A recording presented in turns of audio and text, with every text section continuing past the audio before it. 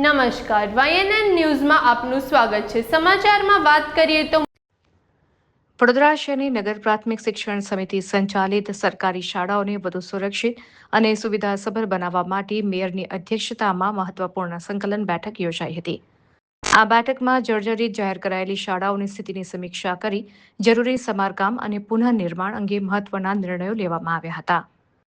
વડોદરા શહેરની નગર પ્રાથમિક શિક્ષણ સમિતિની સંકલન બેઠકમાં મેયર, ડેપ્યુટી મેયર, સ્થાયી સમિતિના ચેરમેન, નગર પ્રાથમિક શિક્ષણ સમિતિના ચેરમેન, શાસના અધિકારી તેમજ ચારેય ઝોનના અધિકારીઓ ઉપસ્થિત રહ્યા હતા। બેઠક દરમિયાન જર્જરિત જાહેર કરાયેલી શાળાઓને તકનીકી સમીક્ષા કરવામાં આવી હતી। જે શાળાઓનું સમારકામ શક્ય હશે ત્યાં તાત્કાલિક રિપેરિંગ હાથ ધરાશે, જ્યારે અત્યંત જોખમી શાળાઓને તોડી નવી અને આધુનિક સુવિધાઓ સાથે પુનઃનિર્માણ કરવાનો નિર્ણય લેવામાં આવશે। હાલ કેટલીક જગ્યાએ એક જ શાળા પરિસરમાં 2 થી 3 શાળાના વિદ્યાર્થીઓ અભ્યાસ કરી રહ્યા હોવાથી ઊભી થતી મુશ્કેલીઓ અંગે પણ વિસ્તૃત ચર્ચા કરવામાં આવી હતી। વિદ્યાર્થીઓને વધુ સારી અને સુરક્ષિત શૈક્ષણિક વ્યવસ્થા મળે તે માટે કાયમી ઉકેલ લાવવા તંત્ર દ્વારા આયોજન હાથ ધરાયું છે। રિપોર્ટર રાહુલ રાજપૂત। શાળાઓનું ઇન્સ્પેક્શન થાય છે, પાલિકા નોટિસ આપી દે છે, પરંતુ ક્યાંક મરામતથી બી એ શાળા થઈ શકે એ પ્રકારની પરિસ્થિતિ હોય છે। આજે જ્યારે આપણે બેઠક યોજી છે, શું નિષ્કર્ષ નીકળ્યો છે અને આગળ શું પ્લાનિંગ છે? આજે વડોદરા મહાનગરપાલિકાની સંચાલિત નગર પ્રાથમિક શિક્ષણ સમિતિની વહીવટીતંત્રની સંચાલન માટેની સંકલન બેઠક રાખી હતી। એમાં શાસન અધિકારી તેમજ શિક્ષણ સમિતિના ચેરમેન અને ચારે ઝોનના અધિકારીઓને મેં બોલાવ્યા હતા। અને પહેલાં તો જાણવા માટે જ બોલાવ્યા હતા કે કઈ જગ્યાએ કેટલું કામ છે, શું છે, સ્કૂલોની સ્થિતિ કેવી છે, ત્યાં આગળ કામગીરી કેવી રીતે ચાલે છે, એ પહેલાં તો અમારા માટે એક જાણવાનો એક વિષય હતો।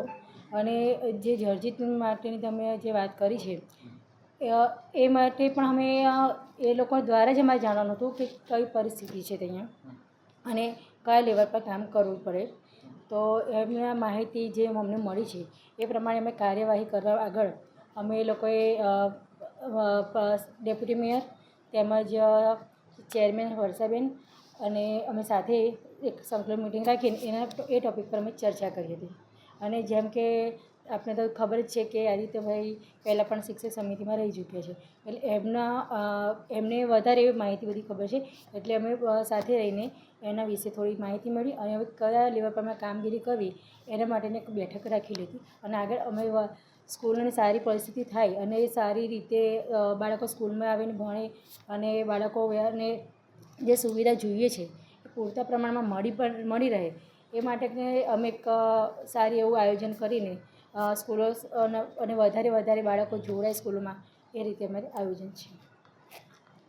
મળવા આવ્યા છો, કયા મુદ્દે રજૂઆત કરી છે, શું વિષયો છે, શું મેયરશ્રી સાથે અમારી અગાઉ પહેલાં એક વખત ચર્ચા થઈ હતી કે ભાઈ જે કંઈક નાના મોટા મારા પ્રશ્નો હોય તો આપણે સાથે બેસીને એક સંકલન કરી લઈએ, તો એના માટે જે સંકલનમાં આવ્યા હતા। અને સાથે ડેપ્યુટી મેયર છે, અમારા શાસનાધિકારી પણ છે, અમારા ધવલભાઈ પણ હતા અને 4 ઝોનના 4 અધિકારી પણ હતા અને બધાની સાથે બેસીને એક સંકલન કરી લીધી છે। બેન, શું નાના મોટા પ્રશ્નો છે કે જે થવા જરૂરી છે અને આ પ્રકારે વિઝિટ લેવી પડી, તમને મેયરનો સમય માંગવો પડ્યો? એટલે એકચ્યુઅલમાં એવું હોય છે કે અમારી ડિમોલેશન માટેની જે સ્કૂલોની અમારી જે સ્કૂલો આપણી છે એ સ્કૂલોને અમને જ્યારે નોટિસ અહીંયાથી મળી હતી ત્યારે કઈ સ્કૂલ જર્જરિત છે એ નોટિસ આપી, પણ એ સ્કૂલમાંથી ખરેખર રિપેરિંગ થાય એવી છે કે ખરેખર ડિમોલેશન કરવી છે, તો જો રિપેરિંગ થતી હોય તો એ રીતે કરવું જોઈએ અને ના જ રિપેરિંગ થતી હોય તો આપણે એને ડિમોલેશન કરીને આપણા બાળકોને સારી રીતે સુવિધા મળી શકે, ત્યાં ભણવા માટે બધી સુવિધામાં એ સ્કૂલો પાછી બની જાય અને બાળકો ભણી શકે એના માટે। હા, એટલે ડિસ્કસમાં એ જ વાત થઈ ગઈ કે હા, તમે લોકોએ જે અમને અત્યારે લિસ્ટ આપ્યું છે એ લિસ્ટ પ્રમાણે અમે જોઈ લઈશું કે જે રિપેરિંગ થતી હશે તો રિપેરિંગ કરાવશું અને ડિમોલેશન હશે ઝડપથી ડિમોલેશન પણ કરાવી લઈશું।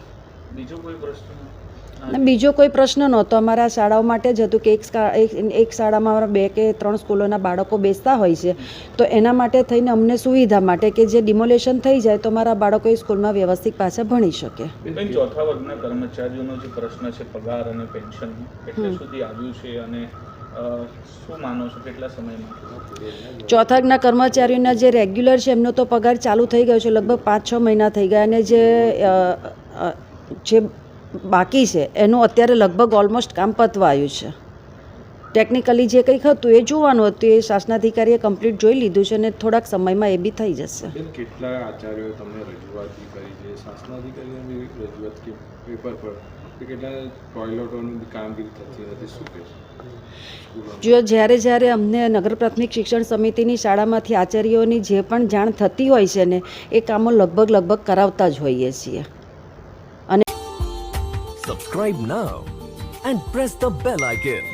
Never miss an update.